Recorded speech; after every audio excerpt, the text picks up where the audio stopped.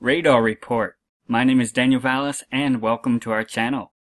Thank you so much for your prayers. This ministry definitely needs your prayers just like we need each other. Our prayers encourage one another and provoke one another into love and to good works, and they also encourage each other to go forward in faith, and your prayers are a vital part of this ministry. I need strength, I need wisdom, I need liberty, I need time. This requires a lot of research and preparation for the video materials. Your prayers are a vital part of all this ministry. Together we go forward. Together we are on this wise man's journey. So I just want to say thank you to all those who help make this possible, whether through your prayers or financial support or sending cards and letters. Those are all greatly appreciated. And I wish we had time to say it more, but I do greatly appreciate all that you do and the role that you play.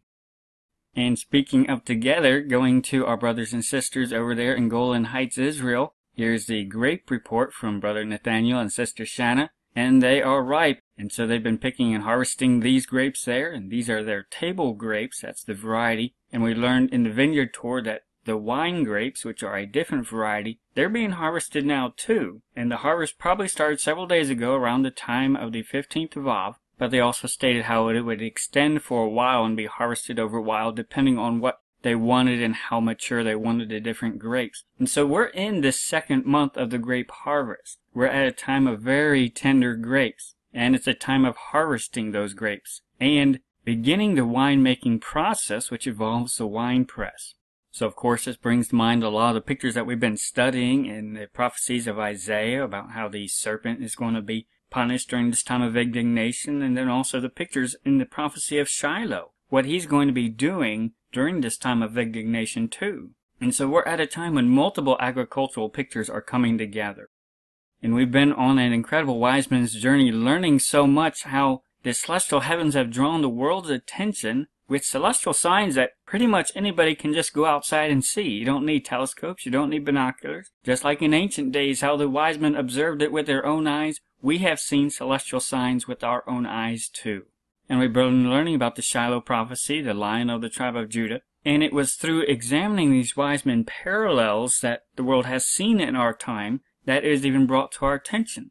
And so we're learning more about it, and primarily Jupiter opposition is what really drew our attention toward the hind foot of Leo, the lion, and also drew our attention to the Shiloh prophecy at that time too. And so it's really interesting. I was just studying the Wise Man Learning Journey poster last night. I highly encourage you, always pull out the material, restudy it. We are always going to be learning new things, and it's incredible how the Lord does show us things and shows us how different puzzle pieces come together. Just like the wise men were learning new things at the end, so are we. We're always going to be learning things. And so I was just studying this choreography that we've observed in our time with the wise men parallels. And I was wanting to study more about Jupiter opposition because we studied how it was so important to the wise men and even the Chaldean, the Babylonian astronomy, how they viewed the stars. And so a very important part of even observing all these parallels is when we put ourselves into the wise men's shoes and try to observe the celestial events that they saw and what they saw. And that's how we were able to see a lot of the parallels in our own time too with the rare celestial events.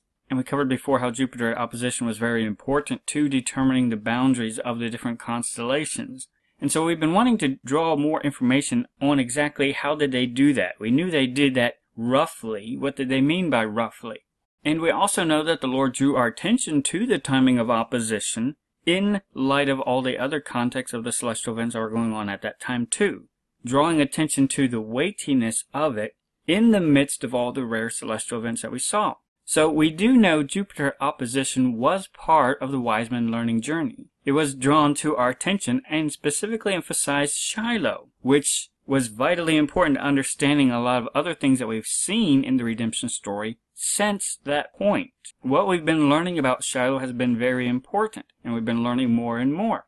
And so I've been researching more about Jupiter opposition from the wise men's perspective, and learning more about just how Jupiter works, also how it moves through the heavens. And this is incredible. The more I study it, just really getting a deeper sense of how the heavens move, how the celestial clock works. You really get an idea of the complexity and the design that our Creator put into the heavens. And so we had been looking at Jupiter opposition and how it appeared that it would declare 30-degree segments dividing up the ecliptic. So our research has brought us very close, but it's not exact. There is more information involved with Jupiter opposition. And as I've been studying it more, I found that the distance between the major events of Jupiter, such as the different stations or opposition, that is not always the same. It varies. It varies between 30 degrees and up to 36 degrees, rounded out. And so there is a degree of flexibility between the different stations of Jupiter. And as I've been doing more research, and I still have some more to do, the Babylonians knew that Jupiter acted at different speeds in different areas along the ecliptic. They had a fast zone and a slow zone.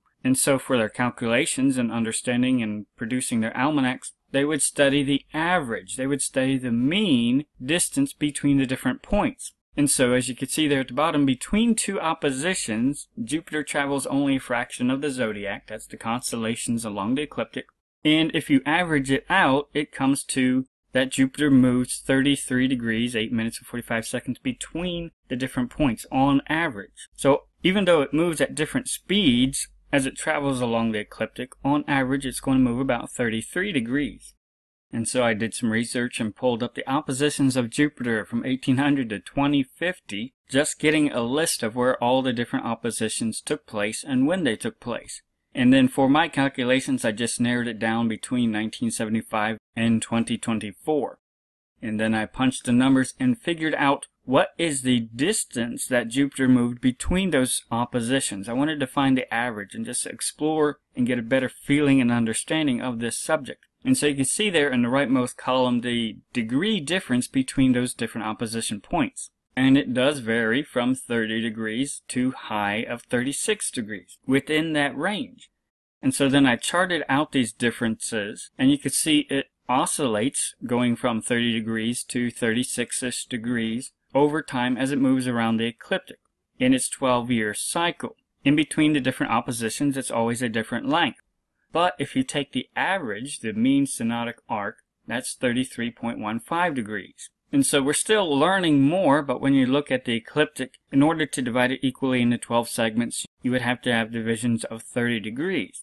But if we overlay the different places along the ecliptic where the oppositions took place, particularly you see here 2016, that's where it took place, and then the recent one in 2017, the difference between those two locations this year was 29.96 degrees, so basically 30 degrees. But as you can see, as it starts moving around the ecliptic, it starts increasing. So on the other side of the ecliptic, it's all the way up in the high 36 degrees, the distance between oppositions over time.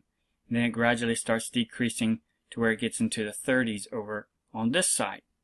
So you have a fast zone and a slow zone. But because the distance between these oppositions is more than 30, you only have 11 segments along the ecliptic. And so as we learn more about the celestial clockwork, we notice certain things that also tells us about our time where we are right now. For example, when we look at the ecliptic, we can see that the oppositions take place in different points. Every single year, every single time Jupiter comes around to this place, it's having the opposition in a different place, and it's slowly progressing forward. And so Jupiter's opposition, where it is when it comes back to the same place along the ecliptic, is different than where it was before. And this is important for understanding what we saw back in 2016 with Jupiter opposition there. Understanding next year it's not going to be in the same place. In fact, it's going to be quite a long time before Jupiter goes around the different cycles and to where it comes back to this single place by the leg again. Which also means the events that Jupiter is doing in the woman, they're going to be advanced. Jupiter will not be repeating the pregnancy cycle next time it comes around in 12 years. It'll be lower. It won't be a proper match. And so this is why I tell people there's no plan B. Because what Jupiter did in 2016 precisely at the hind leg and in 2017 precisely in the womb will not be repeated anytime soon. Jupiter's going to be making many cycles before it even gets close to coming back to these same places. Certainly not in our lifetime.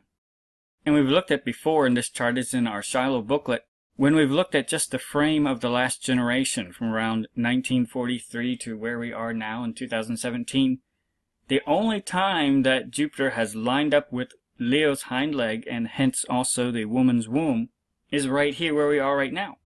because every single time Jupiter comes around, it's in a different place. You can see over here in 1944, Jupiter's retrograde was just past the hind leg, and previously it did not match up before. And we got to keep in mind, Christ told his disciples that all the end time events would occur within one generation's lifespan, and that's 70 to 80 years. This generation shall not pass till all these things be fulfilled. And so the generation that was born there, they witnessed Israel's replanting, and Christ said within this time frame of their life, up to the average of 80 years old, the sign of the Son of Man is going to appear within that generation lifespan. They will see the celestial fulfillment of the Revelation 12 sign, which is the sign of the Son of Man. And the more that we learn about the celestial clock, we see that it only will happen one single time within this generation, let alone on top of that in history in the countless years before that and the countless years after that as well. This further reinforces our understanding of prophecy and that it's being fulfilled when we understand the celestial clock, how it moves, and how rare this lineup is. There truly is no plan B. There will be no other lineup within this generation's lifespan. And the next time Jupiter comes around in 12 years to this place, it's not going to be lining up with the hind foot like it did this year. And of course in the woman, it's not going to be in the proper place to properly represent a pregnancy there either. And so where we are is a extremely important time. What Christ said would happen is happening within this generation. It is being fulfilled. And so we've been learning more about the celestial clockwork, and we're still doing some research on exactly how they use Jupiter opposition to declare the borders. But the more that we study it, the more it gives us understanding of the rarity of the celestial signs that are taking place and that we have seen over this wise man's journey. We can't go exactly with the average, because if you just use a pure average, that only divides it out into 11. But if you use the mean synodic arc, starting at one place, for example, the vernal equinox, just for example, that would bring you back to where Jupiter will be and where it will start the next cycle. So that is a correct average, but there is more apparently involved, and so we're going to continue studying that. But it has given us a further understanding as we do study it about what we have seen in this time of rare, unique celestial signs. All these parallels of the wise man's journey that we have seen parallel to what they saw. And we know that Jupiter opposition, which took place right here at the hind leg, and we have that marked over here, number 5, that was very important and drew our attention, and drew the world's attention. And so we can't dismiss it, even though we don't understand it all. We take what we do know and we dig deeper. When we look at what drew our attention to it, you'll remember that it was right between Purim that year and the triumphal entry in the Passover events, which also shortly followed the beginning of the new year. Right in between both of those very important events was Jupiter opposition, at the same time as a total solar eclipse. This should catch your attention. Total solar eclipse. Does this ring some bells?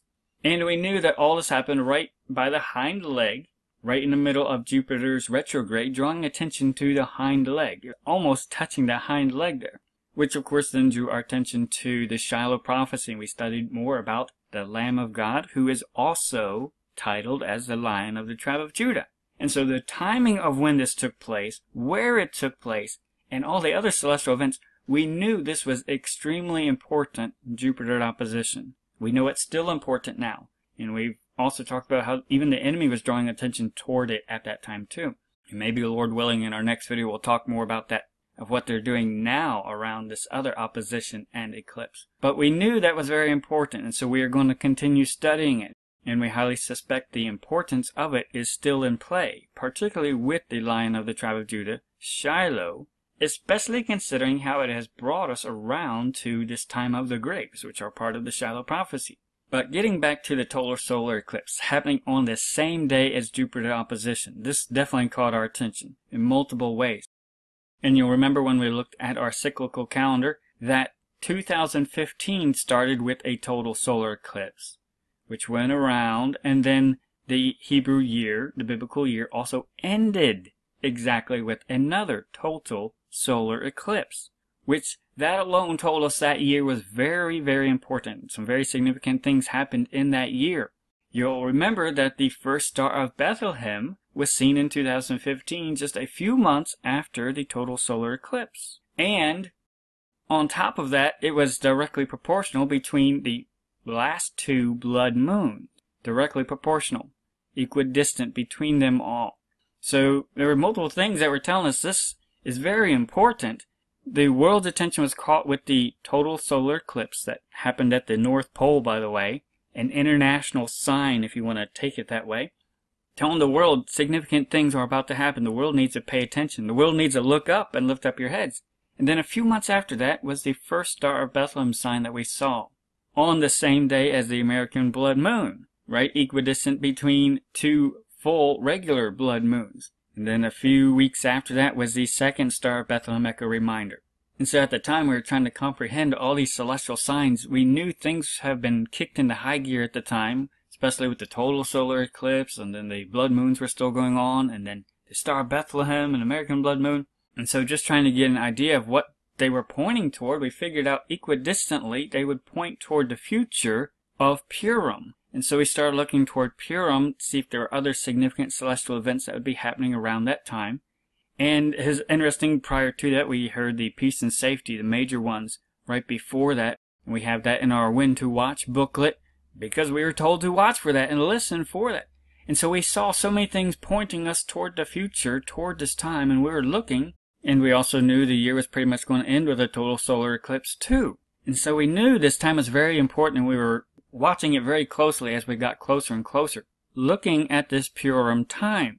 And then, of course, we saw some significant events with the 5 planets being visible just shortly before that, leading up to that. So many things telling us this was an important time. And then, almost right before Purim, the Lord drew our attention toward that Jupiter was going to be at its brightest on the same day as the total solar eclipse, and it was right by Leo's hind paw there. And so everything that drew us to this point, on top of the symmetry that's happening here in the total solar eclipse and where it's taking place, we know this was super important. It's still super important. And in reflection, when we study the Wise Men poster, the Learning Journeys, and we consider what we have seen before in connection with Jupiter opposition and a total solar eclipse, this should catch our attention when we consider that there's another total solar eclipse in just a few days from where we are right now, where we still suspect the Shiloh prophecy is still in play. So I went to Time and Date and looked up the solar and lunar eclipses worldwide from 2010 to 2019, and they mapped them all out here. And as you could see, several crisscross in different places along the world. That's not rare by itself. But here at the top you'll notice on March 20th, 2015, which is right at the beginning of the biblical year, the total solar eclipse happened up here in the North Pole region, which you could take that as a sign to the entire world. Pay attention. It happened in an international, very prominent location. It's very rare for it to even happen up there. That was in 2015, a total solar eclipse. The next total solar eclipse was on March 8th and 9th, 2016, with the next one coming up in just a few days on August 21st. So keep this in mind. Over this past time that we've been looking, there have only been 2 total solar eclipses. And the March 8th, 9th, that was when Jupiter was at opposition. So now we're coming up to another one. These are significant bookends, it appears. And so when you scroll down, you can see the eclipses in 2015. That happened in the North Pole, is visible in different areas there. But it was a total solar eclipse. Then the 2 blood moons were after that. And then the total solar eclipse that was on the same day as Jupiter opposition. And then scrolling down further, Jupiter opposition on March 8th, it's total solar eclipse there. And then the one in the future on August 21st in just a few days. And no major significant events have happened between then and what's in the future. These 2 total solar eclipses seem very important. By the way, an annular solar eclipse is where it still has a ring around it. It's not total. Whereas if we consider just the total solar eclipses where the sun goes totally dark, it draws our attention to a very significant time span. Well, if we take their pages of information and boil it down to just the important ones that we want to study, the first 2 blood moons happened in 2014. And then there's the total solar eclipse in 2015. And that was in the North Pole region, right in the middle of the 4 blood moons. The blood moons were not prescriptive. They did not signal anything specific, but they were indicative. They were definitely calling the world to pay attention, particularly the total solar eclipse that was right in the middle of them. And then after the final blood moon, then eventually came the eclipse in 2016 when Jupiter's at opposition there, and then the one in a few days on August 21st. And so keep this in mind, there have only been 2 total solar eclipses since we've really been on this journey, with another significant one coming up in just a few days. And then when we look at what happened in this window, the first Star of Bethlehem events happened equidistantly, exactly between both of these final blood moons here. And then the second Star of Bethlehem happened a few months after that. And that really kick-started our wise men journey, where we started learning about the wise men parallels. We started taking notes and observing that there is a choreography going on here that we need to pay attention to. And we need to try to start to understand it from the wise men's perspective. Not modern astronomy, but try to understand it from the prophetic perspective, because we are looking for him the second time, which means we have to have an idea of what were they seeing the first time. That will give us a better understanding of what to look for the second time. And so we're already on our wise men's journey when we notice Jupiter opposition the same day as the total solar eclipse. And that definitely gave a lot more understanding and depth to the wise men journey that we saw when we started learning about Shiloh, the prophecies that led to what the wise men were even looking for. They go together. And then just recently we passed Jupiter opposition mark, just going by a technical 30 degrees between those locations. And we see in just a few days is going to be the next total solar eclipse. There's a lot we do not know, but it strongly does look like the celestial heavens are telling us a time frame. Things happened, major things happened between when this total solar eclipse happened, when this total solar eclipse happened, and we should expect that this next total solar eclipse is very important, although we don't know exactly how. When we look back on the poster, and again, I highly suggest you study it, just look at it, ask the Lord for wisdom, and understand, we have both of these total solar eclipses marked on here. The one we saw when Jupiter is at opposition, drawing attention to the hind foot, the Shiloh prophecy right there about the Lion of the tribe of Judah. It was right at the start of the month of Judah. It was right at the start of the month of Kings.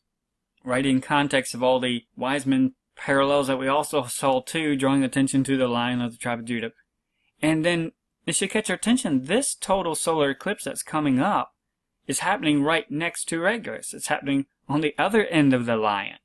Jupiter opposition took place over here when the eclipse was elsewhere, but the eclipse is bringing attention to the other end of the Lion, right by Regulus, which is also bringing attention to the heart of the Lion of the tribe of Judah, and the kingly aspects, the royal aspects of it. It's right by the king star, Regulus. So we have 2 total solar eclipses that we have observed on our journey that we also know is going to be happening very soon, and they're both bringing attention to the exact same symbolism. The exact same symbolism. This needs to catch our attention. There's a lot we do not know, but we do know our attention is being drawn toward the Lion of the tribe of Judah right now. And we are in the month of Av, which is connected to the Lion constellation. There's a lot we don't know, but we should expect that this next eclipse is going to be very important, taking into context what has been seen and led up to this point. When we look on the timeline, we are here, around the 15th of August. We're in the month of Av, which is associated with the Lion. We're during the time of when we know the vineyard mentioned they were going to start the harvest, right around this time, just shortly after the traditional start of harvesting the grapes. And Shiloh is connected with the grapes, and so we're at a time when multiple Shiloh things are coming together. And here on the 21st, in just a few days, is going to be the total solar eclipse right near Regulus, right near the heart of the Lion, right in the month of the Lion. We are at a time when we are expecting our beloved, who is the Lion of the tribe of Judah, the one associated with grapes. We're still in the time of the green figs. They're still green. As we see here from just a few days ago, there's still plenty of green figs. And we're also at a time when the turtle doves are going to start their migration. They'll still be around for a while, but they're going to be starting their migration around here too. Where we are right now, this is a time of expectation for our beloved, the Lion of the tribe of Judah. We don't know. We can't make any predictions about the 21st. But I would view it as very strongly, very possibly, a bookend to what we have seen so far, because of the other conditions with the grapes and the turtle doves and the green figs, and then also what he has warned us is going to happen in the future, the time of indignation that's poured out on the serpent dragon, which is what the book of Revelation and the Revelation 12 sign also tells us about. What we have seen in the past with the wise men's journey has brought us to this place. With Jupiter opposition, all the wise men perils, it's brought us to this place. What we see currently with the agricultural pictures tells us this place is very important, and the month we're in, very important. And then what we see by understanding and learning more about the dragon sign, the tail sign, and prophecies with Shiloh even connected to the dragon serpent, we see all that on the horizon too, and we know the conditions where we are about to change. So where we are right now is very important. We can't say anything specific about the total solar eclipse, but it does appear that time is running out. Time is running out. We know time is running out. Our beloved, the Lion of the tribe of Judah, has warned specifically about the events that are going to be happening prior to the Revelation 12 sign completing, which again backs us up to where we are now. We are running out of time. We are running out of time. We have significant celestial reminders reminding us of the Lion of the tribe of Judah and everything he has shown us up to this point. I think it's also very symbolic and significant that Westminster's Big Ben bell will ring for the last time on August 21st, the same day as the total solar eclipse. That clock, which is used a lot in enemy messaging, is going to go silent on the same day. Time is running out. The enemy knows that too as well, but we know that just from Scripture, that there is going to be a time before the Revelation 12 sign completes on September 23rd. We've been forewarned about the tail drawing a third part of the stars of heaven, and then after that, casting them down to the earth, before the woman gives birth. And this is repeatedly emphasized different times, that it definitely happens before the woman gives birth. And again, multiple authors, including Jesus Christ, our beloved himself, he warned specifically that the stars will fall from heaven. And he knew what these stars were, and he meant exactly what he said. And the message was repeated again in Revelation, specifically even in the sign. Revelation 12 sign as a celestial date marker, so we can have an understanding of what comes before that and after that. It's a warning. Christ wanted us to know this information. He wanted the 7 churches to know this in advance. We're not looking at September 23rd. Our beloved is expected before that. Sudden destruction is coming as travail upon a woman with child. There is going to be a time of travail very soon. We've also been looking and trying to get an understanding of what did John see when he was describing the dragon's tail drawing a third of the stars of heaven, and our best understanding of when that would start, based on an average, is around August 15th, around here. That's just going by an average. We can't say it's going to start on that day. All we can say is right around here, we should expect, just from the best of our understanding, with the amount of night left and compensating for that and getting a third of that time that he would have seen that happen in, that the heavens still have that amount to move, that would be around here somewhere, around August 15th. We can't state specifically, but we will share our best understanding and research of it. We are told about these celestial signs in advance for a reason, so we don't look at the conclusion, we look at it as a celestial clock. The same clock that tells us the days and the years and the seasons, number 1 also tells us the signs. When we look at the clock, we know what time it is. We know that other events are about to happen, events that we've been warned about, and specifically even warned that our beloved is coming before those events start. And so when we look on the clock, we can tell that time is running out. Time is running out. Are we making ourselves ready? Are we living accordingly? A time of perplexity is about to start that Christ also warned about in that same conversation. There are going to be some extremely bizarre events happening before the Revelation 12 sign. Definitely download our booklet. A link is in the description box. The more you study Revelation prior to chapter 12 specifically, and the first few seals and the trumpets, it gets very bizarre really quickly.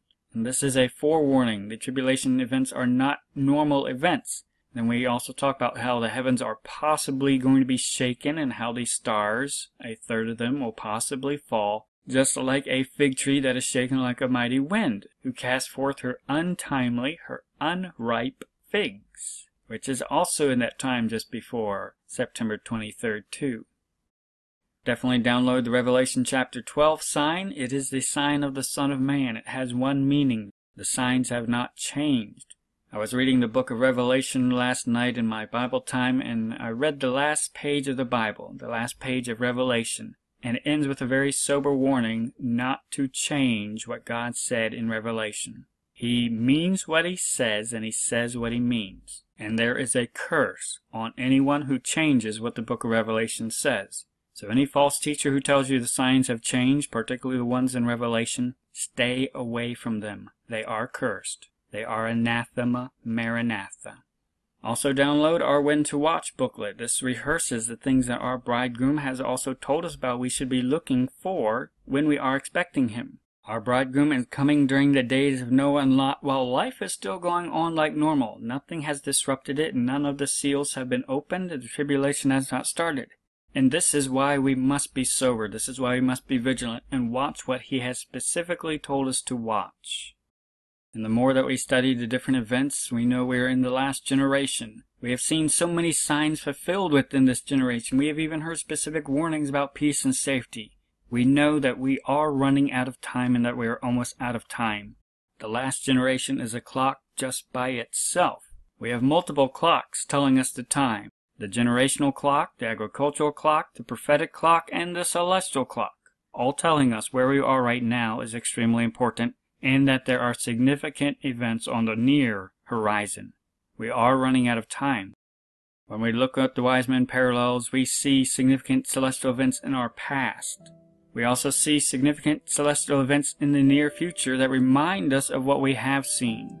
And it's at a time that reminds us we need to be looking up. We need to be lifting up our heads for the Lion of the tribe of Judah, the Lamb of God, our Redeemer, our Beloved. So the more that we look at this time, there are multiple things to consider, but we need to consider what our Beloved has said and prioritize that. And when we consider everything that we have seen in the past, what we are seeing right here presently, and what we see in the future and even in the near future, we need to be looking up and expecting our Beloved now, knowing that time is running out. When the Son of Man cometh, shall he find faith on the earth? When Christ returns, he's looking for the servants who are living as though he's coming. The servants who are actually listening to his instructions. While the rest of the world is going on life as normal, pursuing all the things that they pursue, who of his servants will be wise? Who will live as though their Lord is about to return? Who will have their heart and affection set on things above? Who will have the words of their mouth and the meditation of their heart acceptable in his sight? This is a time when we need to be considering the instructions that we've been left. We need to remember Lot's wife. We need to remember all the instructions we've been given and live accordingly. He has called us to be ready. Repeatedly told us, be ye ready, because you know I'm coming back. Because you know I'm coming back during the days of Noah and Lot. You need to be ready beforehand, before I get back, because I will reward every man according as his work shall be. We need to be ready now. We need to have our heart and affection set on things above now. We need to be wise servants now. We need to be like the wise men, going forward, learning more about it by going forward, living on what we have already been shown, and knowing that time is running out when we see what's on the horizon. We need to be wise servants. We need to be the wise men. We need to be the wise bride.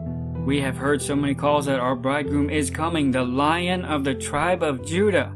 The bridegroom cometh. Go ye out to meet him. We have heard the calls. Are we rising up? Are we trimming our lamps? Are we casting off the works of darkness? Are we laying aside every weight that holds us back from running to our Beloved, drawing nigh to him?